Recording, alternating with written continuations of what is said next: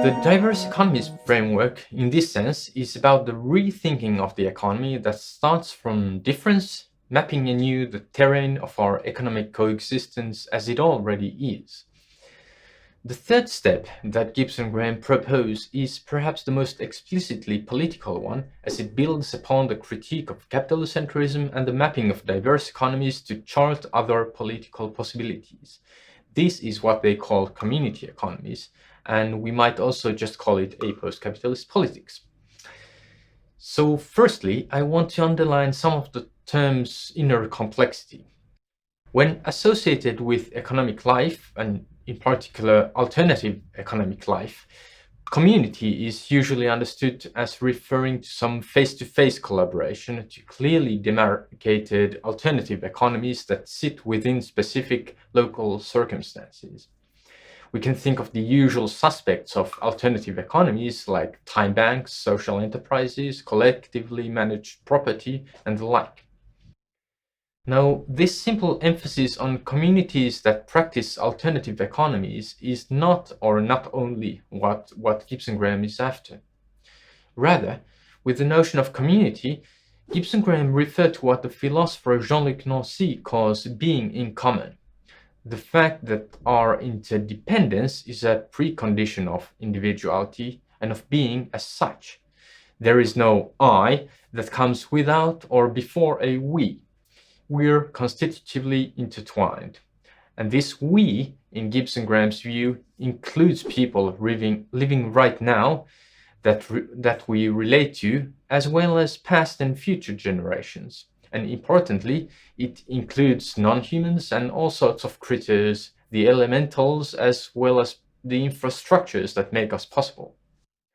Being in common does not simply mean that we always and unavoidably take part in different specific groups or communities. Rather, it means that there is no being without co-being. In this way, community economy, in Gibson-Graham's vocabulary, is a way to think an ethics and a politics within interdependent, endlessly differentiated, and continuously shifting and changing coexistence. As they put it, I quote, "In constructing a discourse and practice of the community economy, rather than thinking in terms of the common properties of an ideal economic organization or an ideal community economy, we might think of the being in common of economic subjects and of all possible and potential economic forms. We might specify coordinates for negotiating and exploring interdependence rather than attempting to realize an ideal." End of quote. The kind of ethical and political approach that Gibson-Graham seeks to sketch is one that we can, or that we may potentially practice in a maximum number of different circumstances in the most flexible and creative possible terms. It seeks to simplify social space just enough to allow for collective action, but also to avoid freezing the approach into any kind of ready-made blueprint framework of post-capitalism. The emphasis is on ethical negotiation, understood not as the making of something good, but rather as non-predetermined processing. And the task of theory, then, is to try and, I quote, "render a world with an ever-replenishing sense of room to move, air to breathe, and space and time to act." End of quote. In practice, this means taking up the same coordinates that a diverse economic mapping underlies and making them into sites of continuous ethical and political negotiation. With regards to labor, we may think how best to combine different forms of work and remuneration, not only to benefit fellow humans, but also our planetary others. Within and around diverse enterprises, we may consider how best to manage and distribute surplus wealth. Regarding transactions, we may think of them as ways to interact and encounter each other responsibly and with care. With diverse forms of property, we may consider questions of access and co-management with an emphasis on the making and sharing of the commons. And for finance, our emphasis may be on collectively managing security and risk now and into the future. These are very general concerns, as you see, but what makes them particular and worth asking is the specific circumstances we find ourselves in.